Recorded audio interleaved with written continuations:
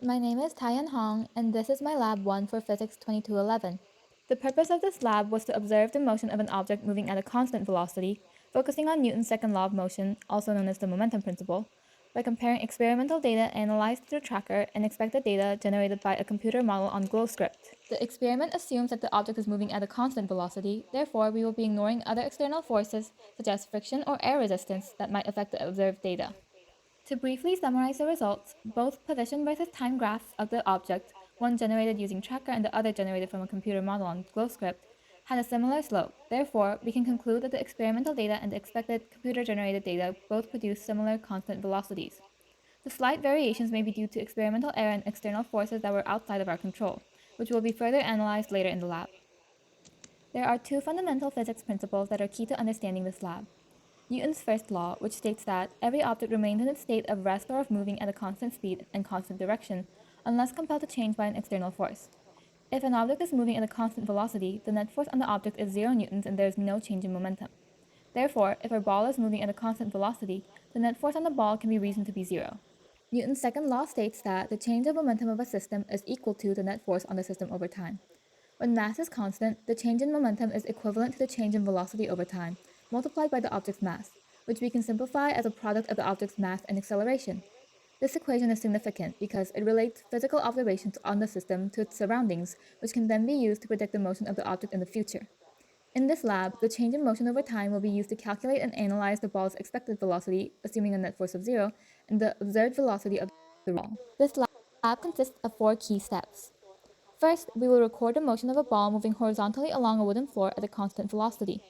We will then import the video into Tracker and track the ball's position from frame to frame, using the data to produce a position versus time graph.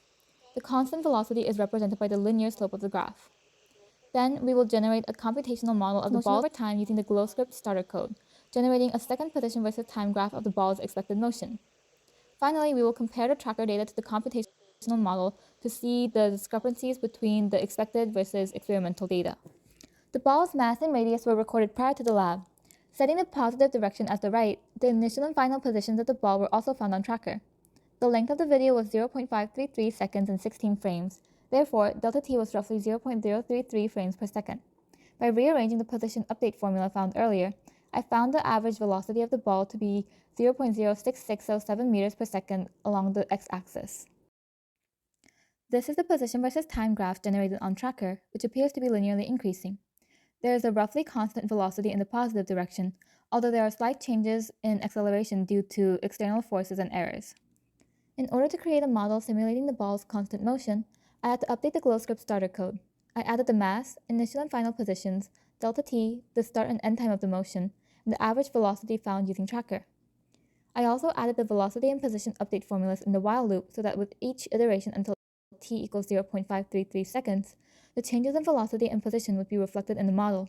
This is the position versus time graph generated by the computer model, which has a perfectly linear, positive slope as the model assumes constant velocity. When we graph the observed data and the predicted data together, observed in blue and red respectively, we can see how the lines almost overlap but not quite. The slope of the observed data is 0.0665 compared to 0.0661 for the expected data, indicating that the lines have similar slopes and therefore the experimental velocity is a close match to that predicted by the computer model. However, there are slight discrepancies and the graphs begin to diverge over time. While the computational model accurately predicts the ball's velocity over a small time frame, the accuracy decreases as time goes on due to external forces in the real world, such as friction, that causes the ball to diverge from the constant velocity.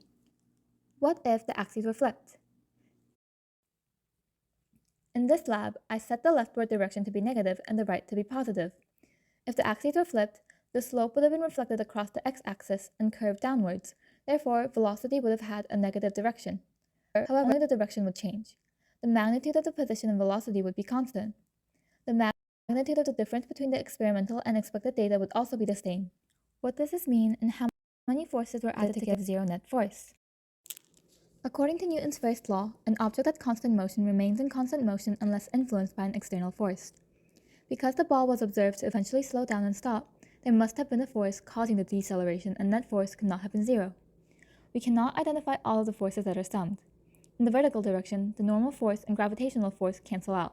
However, it is difficult to quantify the forces acting horizontally, either against or in the direction of the ball's motion. Friction and air resistance are potential forces that work to decelerate the ball. Other forces, such as the push from the hand, could have contributed to the experimental data deviating from the prediction. In order to create a model that more accurately predicts the ball's motion, the influence of these external forces must also be taken into account.